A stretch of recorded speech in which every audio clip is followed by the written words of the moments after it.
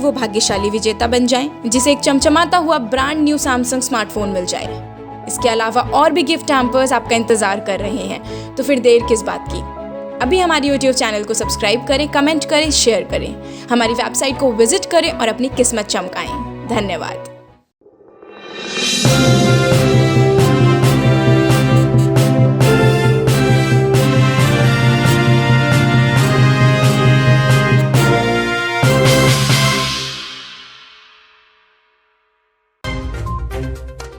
WHO का दावा, चीन अमेरिका भारत को मिल सकेंगे सबसे ज्यादा टीके।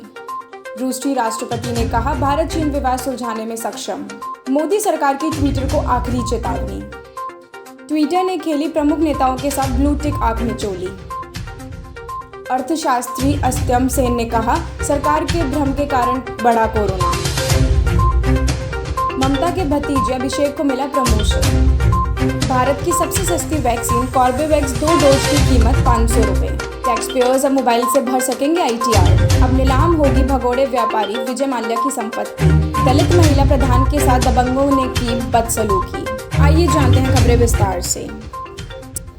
विश्व स्वास्थ्य संगठन के एक वरिष्ठ सलाहकार ने कहा है कि अब तक विश्व भर में वितरित किए गए 2 अरब कोरोना टीके में से करीब 60% टीके केवल 3 देशों चीन, अमेरिका और भारत को मिले हैं। WHO महानिर्देशक टेड्रोस एडनॉम घेब्रेयेसस के वरिष्ठ सलाहकार ब्रूस ऑलवर्ट ने शुक्रवार को एक संवाददाता सम्मेलन में यह जानकारी दी।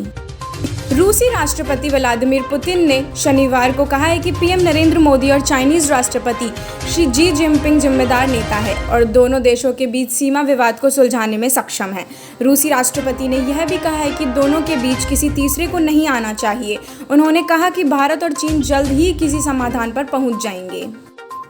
नए IT नियमों को लेकर केंद्र सरकार और सोशल मीडिया की दिग्गज कंपनी ट्विटर के बीच विवाद छिड़ा हुआ है, मगर इस बार केंद्र सरकार ने ट्विटर को आखिरी चेतावनी दी है और कहा गया है कि IT नियमों को मान लें और लागू करें, वरना अंजाम भुगतने को तैयार रहें। सरकार की ओर से जारी फाइनल नोटिस में कहा गया है कि नए IT नियमों के अनुपालन में विफल रहने पर ट्विटर IT कानून के तहत दायित्व से छूट गवा देगी।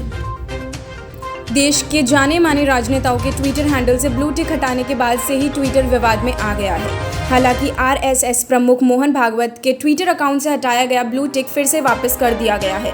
इससे पहले उपराष्ट्रपति वेंकैया नायडू के ट्विटर अकाउंट से ब्लू टिक हटा दिया गया था। इस आंख मिचोली को देखकर तो यही लगता है कि ट्विटर और सरकार के बीच कुछ युद्ध छिड़ चुका है। नोबेल पुरस्कार से सम्मानित अर्थशास्त्री अमर्त्य सेन ने कहा कि भारत सरकार ने भ्रम में रहते हुए कोविड-19 को फैलने से रोकने के लिए काम करने की बजाय अपने कामों का श्रेय लेने पर ध्यान केंद्रित किया, जिससे सिक्सोफ्रेनिया की स्थिति बन गई है। काफ़ी दिक्कतें पैदा हुई हैं।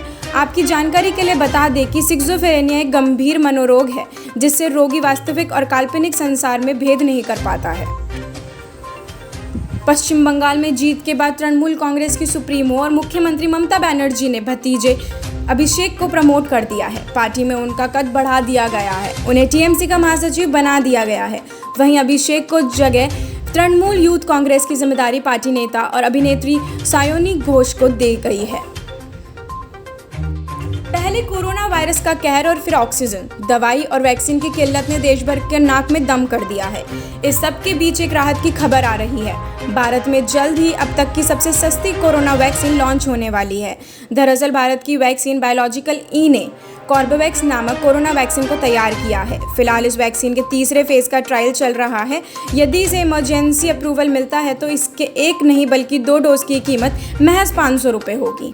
इनकम टैक्स रिटर्न अब पहले की तुलना से आसानी से भरा जा सकेगा। इनकम टैक्स डिपार्टमेंट ने अपने ट्विटर हैंडल पर जानकारी देते हुए कहा कि इनकम टैक्स ई-फाइलिंग पोर्टल का अब मोबाइल ऐप भी होगा। इनकम टैक्स डिपार्टमेंट का नया ई-फाइलिंग पोर्टल और ऐप के जरिए अब इनकम टैक्स रिटर्न आसानी से भरा जा सकेगा।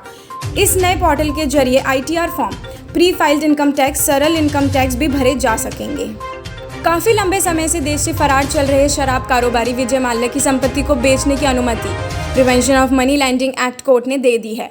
कोर्ट ने प्रवर्तन निदेशालय को संपत्ति बैंक को सौंपने का आदेश दे दिया है। पंजाब नेशनल बैंक के 56,000 करोड़ के बकाया कर्ज को वसूलने के लिए विजय माल्या की रियल एस्टेट की संपत्ति और सिक्योरिटी को बेचा जाएगा। उत्तर प्रदेश के महोबा जिले में एक महिला प्रधान के साथ जातिगत भेदभाव का मामला सामने आया है। जिले के एक गांव में ऑनलाइन मीटिंग के दौरान ग्राम प्रधान को कुछ लोगों ने कुर्सी से यह कहते हुए नीचे उतार दिया कि वो कुर्सी पर बैठने के लायक नहीं है। इस दौरान महिला प्रधान को दबंगों ने जाति सूचक शब्द भी कहे। सूचना पर पुलिस ने एक आरोपी को गिरफ्तार कर लिया है, जबकि अन्य सभी फरार हैं।